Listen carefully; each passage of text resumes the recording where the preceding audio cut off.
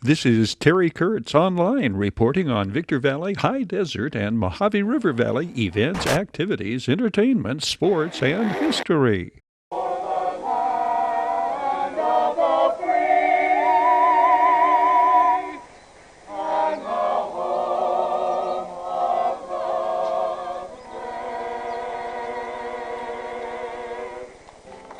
Where were you when the world stopped turning that September day? Were you out in the yard with your wife and children, or working on some stage in LA?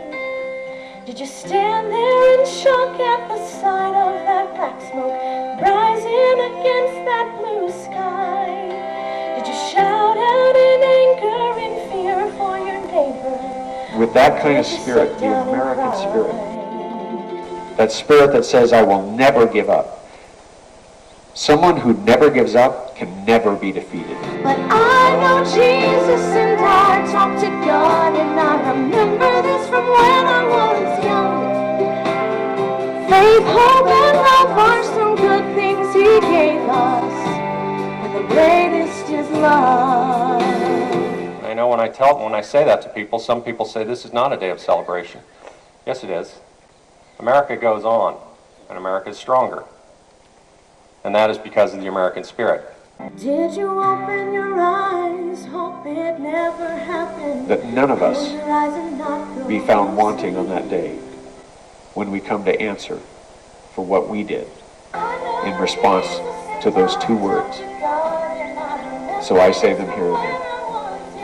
Let's roll. Faith, hope, and love are some good things He gave us. So remember that as we teach our next generation. That 9/11 was when the enemy took that shot at us. We looked them in the eye and we said, guess what, America's still here and we're coming after you. So remember that when you tell the people who are in charge. Never forget that we're coming after the enemy. Did you stand there in shock at the sight of that black smoke rising against that blue sky? Did you shout out in anger and fear for your neighbor, or did you sit down and cry? Where were you when the world stopped turning that September day?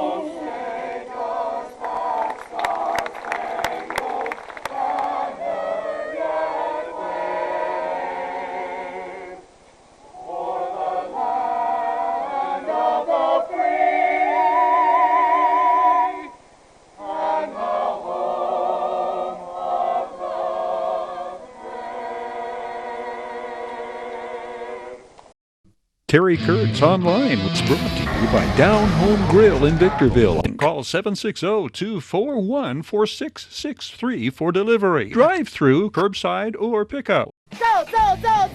Bid fast and last. World-class auctioneers. Valu Quality Truck Bodies. Family owned and operated locally since 1954. The Bradco Companies. Joseph W. Brady's Bradco Companies. The High Desert Mojave River Valley's longest standing commercial brokerage firm. We Got 'em Tees. Your headquarters for custom screen printing and mastercraft embroidery design. We Got 'em Tees. Serious legal problem? Don't go it alone. Contact Iwanzek. Get the proper defense by going on the attack. Iwanzek Law Firm. Trial lawyers for serious problems. And by the Community Table Restaurant in the Holiday Inn in Victorville. The Holiday Inn, Conference and Convention Center for the High Desert, and favored destination for travelers and visitors to the Victor Valley. Something right now. Role reversal for Joseph W. Brady, who is the one being interviewed by Tom Pinard and Jim Conkle on this report. I'll tell you, when you get a call from Tom Pinard and he wants to come down to your office with Jim Conkle, you never turn down the opportunity. We just had to schedule it. I mean, I've known Tom since I came here in '88. He's been up here since 1957. He is very well known in the Navy, owned the Mountaineer Progress up there in Wrightwood. I mean, well acclaimed. And if you're lucky enough to get on his list of people that he sends an email to, I think probably maybe 15, 20 times a day. Very, very intelligent, knows what he's talking about, very conservative. We've always had a great friendship. I will say that in my first year at Victor Valley Community College, when the college was in very serious trouble, I mean, we had a $4 million structural deficit. We were on probation. I called Tom and asked him to meet me at the Red Robin, and then sat down and said, Tom, what do I do as a trustee? Tom was a trustee many years before I was, and somebody that I could look up to and say, give me the real deal here, you know. Next to him is Jim Conkle. I mean, Jim has driven Route 66 more times than probably anybody I know. I call him Mr. Route 66. He's very active out in the Pinion Hills, Phelan, Wrightwood area. He's very active on out here. You know, again, a very good friend to so many people out here. And he's always been in the publication business, but in the last 6 months he created just a great publication here called the Pulse of the High Desert. Covers the High Desert region. He's now going to the Lucerne Valley, and so it's just a great opportunity. When Tom and Jim said, hey, can we come on down, they know that I'm running for re-election at the college. They both care deeply about the college, so I thought we'd just sit down and maybe have them ask me questions, and we can have some dialogue about Tom and their feeling about the college. I mean, the college is our asset. It's our number one educational deal. So I'll leave it up to Tom and Jim. Okay. Joe, it's good to be here, and I do remember that Red Robin. You asking me to come down and chat with you about your plans for and what you could expect as a trustee at Victor Valley Community College District. And the bottom line is we had a good talk, and the college district and the college in the college district was in a world of trouble. You guys, not you, but previous boards, previous administrations had run the college into the ground, and that was a shame. And you came in, and over your term, and Brandon's on the board, and others, you guys have made the college whole, and brought in good scope and good direction.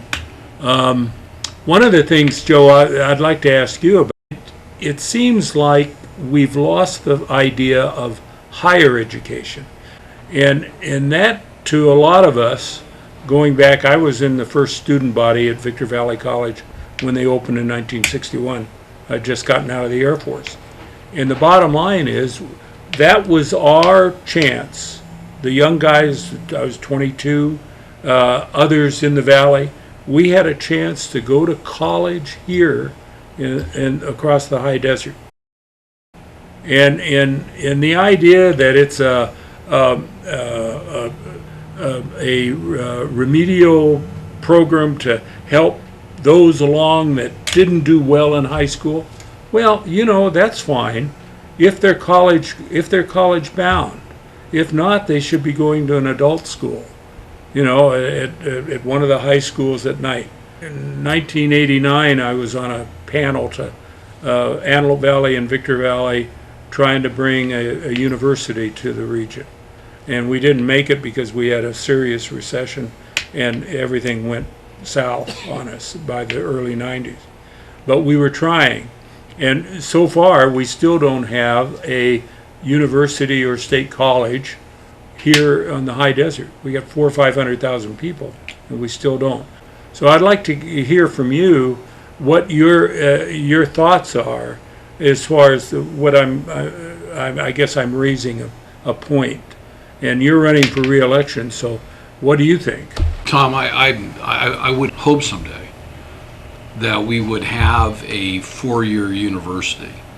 12, 13 years ago, a group that has a lot of land holdings up here in the high desert, Strata Investments out of San Diego, had a big piece of property out near Cal City, right where the brand new 58 was put in, at about 10,000 acres.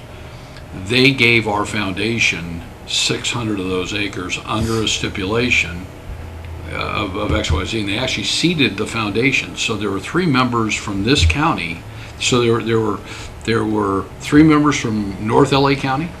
There were 3 members from Kern County, which took in the Ridgecrest area, and there were 3 members from this county: Joe Range, Scott Nassif, and myself. And we met for a period of probably 3 years. Gail Knight, Pete Knight's wife or spouse, was on it. We had some very notable, the chancellor from Ridgecrest, from the Corso, the community college, was on it. I think, to get back to your question, no, we don't use the word higher education like we should. I think the first thing that we had to do at Victor Valley College as a board of trustees, one, we had to come together. Two, we had to hire the right CEO and president. I mean, that was where the mistake is made. You know, if you're on a city council, the most important person you hire is a city manager.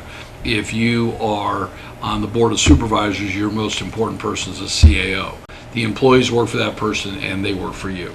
So we had to get some real strong leadership. And candidly, I felt at the time when I came in 2011 and 12 that the constituency groups, you can call them unions, you can call them whatever you want, absolutely controlled the front office, and they controlled the board. And it was unfortunate. Over a period of time, and then we had major fights amongst the board members. I mean, it was pretty well known that one of your trustees that lives out near you, John R. Pinkerton III, and I mean, we fought like cats and dogs. We've actually sat in this conference room before, and I call him my sixth brother. We had to figure out as board members that our most important, what we're there to do is take care of our client, and our client is a student. So I think that the day will come, and it will probably be 30 years down the road. And I know some people watching this aren't going to want to see. We've got the relationship with Cal State. We've had our 3 highest graduating classes in the last 3 years, which I'm proud of as a trustee. The biggest issue that we fight is that we train people, we educate them, and they leave here. And you call that brain drain. And with the amount of jobs coming on up here, and not everybody's going to go to Stanford or Harvard or USC or UCLA, but the programs now that we have over 100 programs at the college, and they're bringing on programs that we need. For instance, Mitsubishi Cement, all the cement companies out there need industrial employees. Okay, we went out and got a forklift. We've gotten all kinds of tools to help train them. We know that there's 80,000 people short a year in truck driving. What do? We just bought 2 semis to go teach people how to drive. And you can make $100,000 a year being a truck driver. We also have the public facility, out in Apple Valley, the fire and all that security. All those programs are at our public safety facility. Have you ever been out there? No, but I've heard about it. It is absolutely gorgeous. It is. It's just a gorgeous facility. It was finished right after I got here. It was about a $30 million investment. But since then, I mean, we've got a new automotive building, we've got a new one-stop, we just broke ground on the Educational Conference Center and the athletic facility. I'd like to see us expand the athletic facility. We've got the Ready buildings. We have built a lot of infrastructure out on that campus that needed to be done, and I think was not taken care of, rightly so, by your comment, that the college was just an absolute mess. I do believe that someday we will have that higher education here, but right now we've brought stability. We've got Dr. Walden has done a great job with creating the right team. So I'm proud that we're stable. What I have found, and you've been in government on both sides, and so has Jim, it doesn't move as quick as we want on the private sector side. That's, I think, the biggest issue I've ever had. You know, I want to see things happen right away, and they don't. You got to get the right people in place, and then you got to get them indoctrinated in how you want, and then things will happen slowly but surely. So, Joe, I'd like to first off say that I think when you got on the board, it was damage control. We had a sinking ship, and that ship is no longer sinking. That ship is now cruising forward, and I have to tell you that having a son that graduated from here and went on and got his master's degree and works in the high desert in education, this college is very important to us. As a member of the community, I can tell you that the image that the college has today and what it had 20 years ago and 15 years ago and 10 years ago, today it's much improved, and I thank you and all the other board members for that. And I have to ask you, of all the things that you've done in the time you've been on, what has been some of your successes and your happiness, and what have been, if you felt there were any failures? I think our first success, and the first time I remember a 5-0 vote was when we hired Dr. Roger Wagner. That was number one. To your comment about a sinking ship, it's kind of funny that you say that. I've always said we were like an aircraft carrier out in the middle of the ocean and nobody was in control, okay? and that's sad to say. And I walked into a hornet's nest, and every time I kind of peeled back some, I was told you couldn't do that. I mean, the unions came after me 3 or 4 times. I mean, they came after me on my logo, they came after me on my election. When we hired Dr. Wagner, and then he dealt with servant leadership. And then I think the second best thing that we did was we hired Dr. Walden. So when Dr. Walden, so Dr. Wagner started with us in 2014, and he retired in 2018. And we didn't realize at the time that he was having some health issues, which he is today. He's got stage 4 cancer, so we pray every day that he's going to make it. When we went through the interview process and narrowed down the 4 candidates for this term, and Dr. Walden, when Dr. Walden said, I want to retire here, and I want to be politically involved, and I want to get out and meet people, that's what it takes. So we've got to disconnect with industry out there. And the only way you're going to get that connection with industry is to be out there. So one of the things that I'm probably the most proud of now, our board has goals. Believe it or not, I can say to people listening and watching, we each have goals. So my goal is number 3. It's community involvement. And it basically is connecting the college to industry. So with the help of Latrice Johnson in our office here, and with the help of Michelle and Gabrielle over in Dr. Walden's office, and Robert Sewell and Dr. Walden, we've had, I think, 5 lunches so far. The first one was with the media, the second one with residential real estate, next one was with commercial real estate. There's one I know I'm forgetting. The next one coming up is with general contractors. And they are private lunches that have been held upstairs at the SAC. 25 people. Dr. Walden is there. They're 2 hours, and it gives them a chance to sit down and ask questions of us. It gives us a chance to have Dr. Todd Scott and Dr. Mackenzie Tarango and Dr. Walden and Robert Sewell talk about what we're doing. You know, I had to terminate somebody many years ago, and this person said to me in their exit interview something I've never forgotten. You can't sell a secret. Well, if we as the college are not getting out there and telling these students in high school what they can do, that those that are not going to go to a 4-year university, if we don't get the word out, so what we're doing is we're getting the word out to each one of these industries. We'll be meeting with aerospace next year. We'll be meeting with the civil engineers on up here. We'll be meeting with the developers, and piece by piece. It's taken a lot more time. So what we do is we take the data that we have here. We probably have more data than anybody. And then with Latrice's help, we send out invitations. We coordinate with the college. It's a 2-hour lunch. And what's come from it is a better understanding from industry on what we're doing, and a better understanding from our standpoint on what we need to do. So the college has, you know, and I'll say one thing. COVID was a disaster for the world, but for the college, we were able to use that to really market hard. We got some extra money from the government to do it. The college made over 19,000 calls last year to students to ask them if they're coming back, why they're not coming back, if they're coming back. It's a hard thing. I mean, a lot of people we know up here are sitting on their couch. You know, we have almost 58% per capita of adult welfare and social needs. So those are, I think, the 3 things: the 2 hirings of Dr. Wagner and Dr. Walden, and then this goal that I've got. And I'm glad that we have goals. It keeps our feet to the fire. So it's just not, we're just not showing up and just rubber stamping stuff. So what are you going to do with the next series that you're reelected, and what do you see that's on your plate that you need to do? I want to see the Educational Conference Center come to fruition.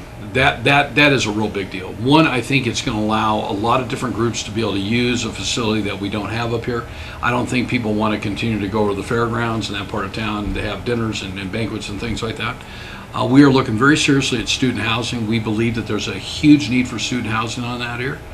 And I think that as I went through the list of industries, I want to be able to do, finish out the first cycle, which were 12. I want to be able to do another cycle at 12. So we were trying to do them monthly. I thought it was easy to do these things monthly. I've got a business to run, and Dr. Walden has a schedule to deal with. So I think that, it'll get me through, 2 or 3 years, and then we'll take a look. I think the last thing I really want to do is I want to find that person or persons that want to run this next time when my seat's available, that's going to be sure that all the work that we put together continues that way. Because Tom, and Jim, as board members, all it takes is you have to count to 3. And all it takes is you get 3 bad apples back on in there, and all this work that everybody's done, from Henderson to Tarpley to Brandon Wood to Sharon Pinkerton, myself, goes down the drain. That's what breaks your heart, and that's what kind of makes you mad. So, yeah. Well, let me throw back into the idea of, I know you're focusing on Victor Valley College campus. I'm a little surprised. I don't know about student housing for a community college site, but that's that's a new angle. Yeah, I'll let that. Tom's going to drive back on up to Rywood Day and say, yeah, student right. housing. Wow. The district is the district, and you operate a college on Bear Valley Road, but you also and I looked at some of your materials in the past. Back when I was on the board, we were doing outreach. We had just closed, unfortunately, because of George closing. We closed the George campus, and we had a campus actually at George Air Force Base. But we, at this time, were working to set up outreach classes out in Phelan at Serrano High School. We were talking about storefronts and even Victorville and Hesperia. I don't see any of that happening, and I see a focus on the Victor Valley College campus on Bear Valley Road to the extreme, and it seems like it's everything related to the Victor Valley Community College District is focused on the current college campus, and I would think that over a long range, 4 years down the road, if this is your last term coming up, you would be moving in the direction of where we have to go. One of the things that in our past years back, the 80s, we were talking about a technical college, a second technical college that would really focus and bring the Silicon Valley type of environment to the valley. And we bought a site out in Phelan. Now it's West Victorville, East Phelan. It's right on the line. But we've got I think you still own a site for a college out there that was going to be the technical college. And I would hope that, and this is not, it can be a question if you want to get into it. I would hope that you and the board, as the board, looking, you're in total, you're not operating the college, you're operating the community college district, that you would be looking down the road and there's 400,000 people out here, and we need to upgrade. I looked through some of the statistics that the college puts out, and the welfare and the income levels of this valley are shocking. I mean, they're absolutely shocking. They're that low, 40% below California's average. Absolutely. I mean, 40. I read that statistic, Joe, and it blows your mind. Tom, and I will tell you this. It's like so a dirty little secret that none of our elected officials want to deal with. Well, they don't want to deal with it. But see, there's the college board. 5 elected officials could very possibly be the stimulus to get the city councils and the board of supervisors members to finally focus on the fact that we've got to do something. It's enough. Is it enough to train truck drivers and guys to work at the cement plant or whatever, or are we trying to get Jim's son his 2 years so he can go on, get his degree, and come back here and make be an asset in the valley as an educated asset. Not that everybody needs to go to college, but we've got to get this valley moving. Tom, you make not only a great question but a great point. The college does own the 160 acres out there on the line. We call it West Victorville. We own 55 acres on Main Street near 395. We're in Hesperia by an address, and I wish I could tell you what that looks like because we are currently negotiating something right now, but until it goes through, so we're under an NDA on that site. There's a bunch of different opportunities that the college is looking at. I mean, Dr. Wagner, we actually have classes down at Hesperia High.